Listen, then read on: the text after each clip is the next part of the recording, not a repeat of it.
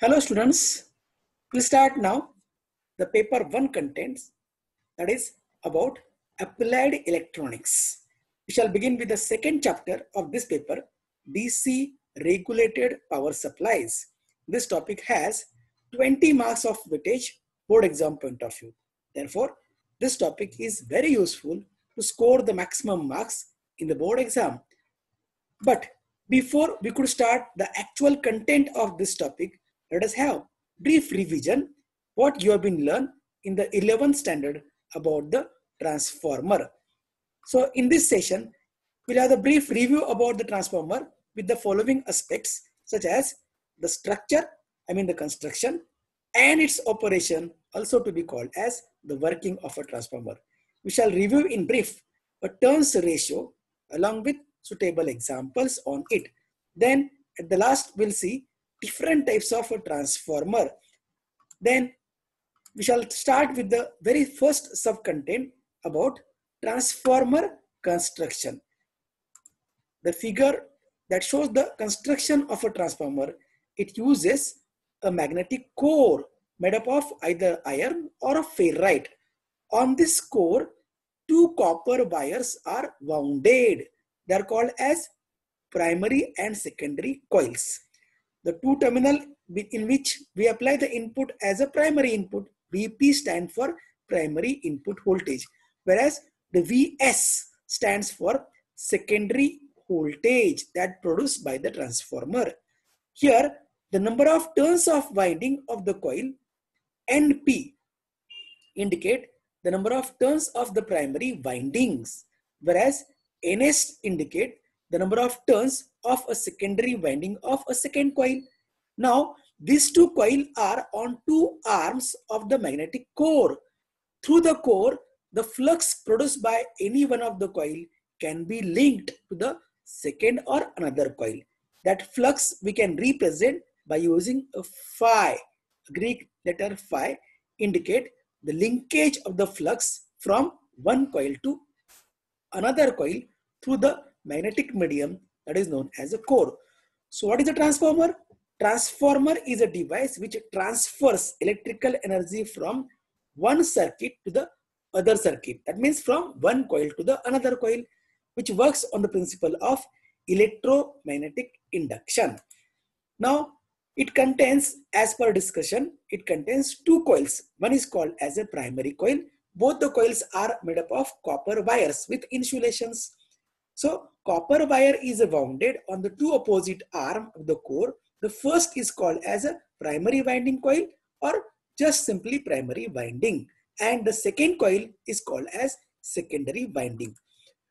We can apply an AC voltage to the primary winding or vice versa. Mostly we can apply AC to the primary winding and then the secondary voltage will get produced by means of the linkage through the magnetic material. That means in between two coils, core, it can be either air, iron or ferrite material, is used as a magnetic medium which can link the magnetic flux produced by the primary to the secondary. Thus, the two coils are electrically isolated or in separate form from each another, but they are linked with the magnetically, by which we can send the energy from one coil to the another coil. This is brief the view of actual physical structure of the transformer. Then we'll see now how this will work, how transformer works. Principle of working is, so before that, let me have an idea of connections. Until we apply electric supply, it will not start the operation. To start the operation of transformer, if you observe, primary coil is connected with an AC source. Remember that transformer works with only AC signal. If you apply DC, it will not work. We'll see why it is so very soon. So an AC signal, AC source of some certain voltage, VP, is connected to the primary coil. Whereas across secondary, we can have our device to be called as load. Now, the core used is of with the laminated shape. That result, that the purpose of use of lamination is what? To break the eddy current. that will avoid the loss of electric power inside the core by using the effect of eddy current.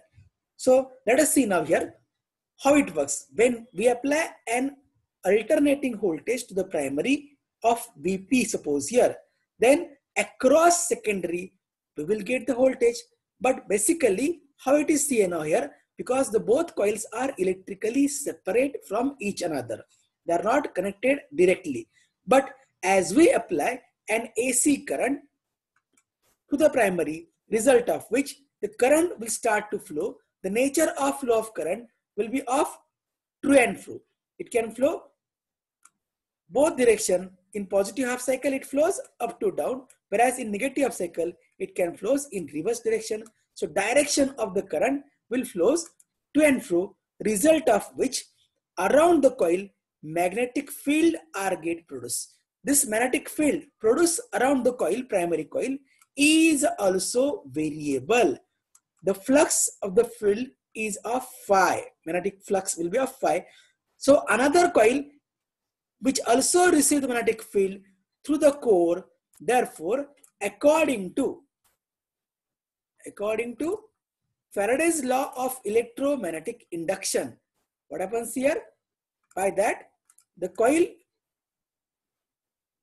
primary coil that produces magnetic field is linked through the core to the second coil.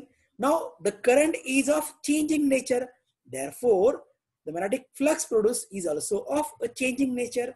According to Faraday's law of electromagnetic induction, change in magnetic field will produces the voltage in the secondary coil. That means amount of EMF induced or the voltage induced across secondary coil or produced across the load is directly proportional to the rate of change of flux d phi by dt. Therefore, remember here, this variation of current will causes variation of magnetic field that will responsible to induce the voltage.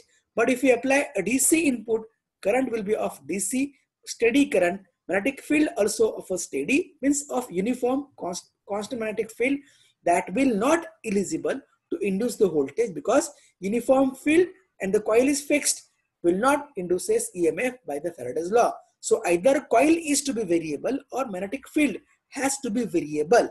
Therefore, since the coils are fixed permanently as a part of winding, only when we apply an AC input of varying current, varying or changing magnetic field can be produced. And by this changing magnetic field, which is linked through the magnetic core to the secondary coil, into secondary coil, EMF or the voltage can be produced. This is by Faraday's law of electromagnetic induction. So the alternating current through the one coil will produces continuously changing flux in its surrounding, and this flux is a link to the another coil. Therefore, an EMF or the voltage will produce or will induce into the second coil. This principle, or vice versa, you may connect the AC for secondary coil and you'll get the induction of voltage in the primary coil. Therefore, this principle of working is known as mutual induction. EMF can be induced into the another coil when the first coil is at AC main supply, or vice versa. That is called as mutual induction as a principle of working of transformer. Now suppose, as an example here, if I connect the primary coil for AC input and across secondary coil, suppose a lamp used as a load. So once we apply the AC input, EMF will induce into secondary coil and the lamp will glow, will turn on, indicate that without any actual electrical contact between the two coils, we can transfer electricity from one coil to another coil. Remember that it is an AC electricity, not a DC. So here, nature of input and output will be of this kind. Input waveform is of varying one, applied where at the primary of a coil, first coil between the two primary terminals, whereas induced voltage available across secondary is also of in the same sense of variation. If the primary voltage increases, secondary also goes on increasing. If primary decreases, becomes 0. Secondary also becomes to be decreased and 0. And it goes on changing directions as primary voltage goes on changing from positive to negative value. In the same way, secondary voltage also goes on varying. Thus, we can transfer the electricity from the primary coil to the secondary coil by using a transformer. Therefore, it transfers the energy from one circuit to another circuit, electrical energy, without any actual contact. It is by means of magnetic field that can be linked through the core of a transformer. Let us see now transformers turns ratio. As you all learn, NP and NS are the number of turns of winding of a primary, and VP and VS are the voltage applied to the primary and voltage produced in the secondary. It is found that the ratio of primary number of turns to the secondary number of turns is known as a turns ratio. It is also found that these turns ratio bears with the voltage ratio. That means turns ratio is proportional to the voltage ratio. That means voltage ratio means primary voltage to the secondary voltage. This ratio is always equals to primary number of turns to the secondary number of turns. That means NP upon NS is also equals to VP upon VS. Or we can also write, in future we'll find that the term VP also used for the indication of peak voltage. Therefore, you can replace P and S by 1 and 2. So turns ratio is N1 upon N2, that is equals to voltage ratio V1 upon V2. Suffix 1 is for the primary and suffix 2 is for the secondary turns ratio as well as secondary voltage. Now we'll have a very simple example how we can design a transformer for required amount of secondary voltage. A transformer has 1500 turns of a primary winding or primary coil and just 500 number of turns of a secondary coil. Then what will be the turns ratio as a question being asked? Second part is what? If a 240 volts RMS, remember that as you have been learned in topic of AC fundamentals, AC voltage always measure or current also measure in terms of root mean square value, correctly RMS value. So here it is given primary voltage is of 240 volt. Then you have been asked to find the resulting secondary voltage. Now see here, very first to find out the turns ratio. So turns ratio is what? The ratio of number of turns of primary winding to the number of turns of secondary winding of the two coils. Number of turns of the primary coil are given are 1500 and number of turns of secondary coil are given of 500. So 1500 upon 500, 3 by 1 or 3 upon 1. That means 3 as to 1 is a turns ratio. Now here, as per our discussion, turns ratio bears with the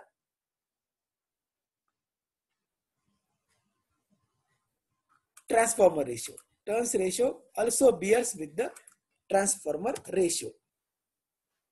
Voltage ratio, sorry. That means NP upon NS is equals to VP upon VS. Therefore, 3 upon 1 will be equals to 240 upon VS. Hence, we can find secondary voltage as a VS is equals to 240 upon 3 equals to 80 volt. Now we'll see here, that is different types of transformers. The first way, the method by which we can classify transformer is depends on the type of core.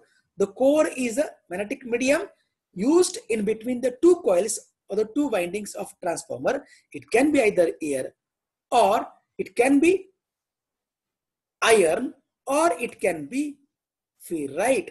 Therefore, symbolically we can represent the two coils. The nature of coil is this shown, primary coil, secondary coil. In between nothing is there, means air to be present. Then second type, in case of iron core, two parallel lines represent that magnetic medium used in between two winding is a iron, whereas two parallel dotted lines between the two coil represent it is a ferrite core. Then second method of transformer classification is depends on their uses. It can be of if transformer used in the power supply, we'll see very soon in our next session, which has to handle AC electricity at its primary as well as secondary. That means high amount of electric power is to be handled by transformer. That is to be known as a power transformer. Then some of transformers are designed to be operate with audio frequency signals with a low voltage. They are also called as audio frequency transformer, in short AFT. Then some are also available. They are used in variety of communicating devices such as radio and televisions, which handles radio frequency signals, known as radio frequency transformers, in short RFT. And one more device, one more type of circuit also find with a frequency not in range of audio, not in range of radio frequency. It is in between or intermediate. Transformer used with that frequency is to be called as radio frequency transformer. Then the third method to classify transformer depends on the turns ratio that we have been learned with the help of example already. So depends on the number of turns of the primary and secondary winding, we can have the different types of transformer. Step down transformer, which shows that N1 as number of turns of primary are larger than the N2 as number of turns of secondary, means N1 is greater than N2. It is found that you'll find the voltage induced in secondary will be less than the voltage applied to the primary. Therefore, it can be used to lower the voltage level as per need. That means to step down the voltage level, this can be used as a step down transformer. Then second one is of step up, exactly opposite of step down. Here, number of turns of winding of primary are less than the number of turns of secondary winding, means N2 is greater than N1. As a result, voltage induced in the secondary coil, because length of coil is large than the primary, can be more than the voltage applied to the first or the primary coil.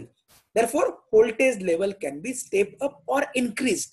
Hence, it is called as step up type of transformer. In certain applications such as CRO or old type of CRT based television, it is need to increase the level of voltage up to 1000 volt, or even in the transmission of electricity, transformers are used to raise the voltage level are of step up type. Then the third is isolation transformer, in which you'll find that number of turns of the primary winding N1 are equals to number of turns of secondary winding N2, means length of both the coil are equal. Therefore, whatever voltage we apply to the primary, same amount of voltage will get produced in the secondary. This type of transformer just used to have the separation or isolation between two electrical circuit. Voltage can be sent the same value from one circuit to other circuit without actual electrical contact, means used only for to provide the separation or isolation. Then one more is there, center tap type of transformer.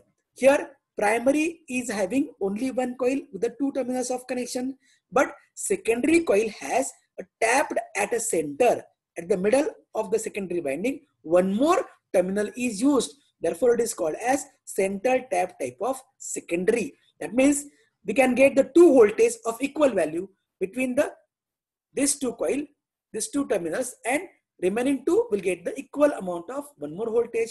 This transformer actually looks, might be you find in our laboratory of this kind. It has only two wires for primary connections, but there are three number of terminals or the wires for secondary connection. So between the one of secondary and middle one, we get the equal amount of voltage between the remaining secondary and middle one. That is called as center tap type of transformer. One more type of transformer used in laboratory for testing the line regulation of the power supply circuit, which has a large number of turns of winding of a single coil. Same coil used as a primary as well as secondary. See here, primary has a fixed number of turns between A and C. C is taken as a common. C is taken as a common for input as well as output. So we can apply the AC input, for example, of main supply to 30 volt. But secondary terminals are many more tapped at various place. So here in between this and C, we'll get the voltage of 170. In between here, we'll get the 180. So switch used here to change the position of the number of turns of secondary winding that can be increased or decreased accordingly. Thus, we'll get the different amount of AC voltages. If you connect between B and C, a lamp, you'll find that as you bring the switch from higher position to the lower position, the lamp becomes as of decrease in its brightness, becomes dim and dim, more and more dim. Therefore, this device is also called as dimmer stat.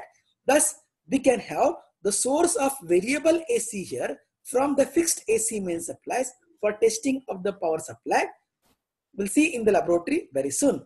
That device is called as auto transformer, also called as dimmer stat. So this is in brief only about review of different types of transformer. Remember that this content will not be asked in the 12th syllabus in the board exam point of view. Just for the sake of understanding, since this will be very useful to understand the very first session of DC power supply, such as rectifier, that we'll see from the next session, that is of rectifier circuit one by one from next time.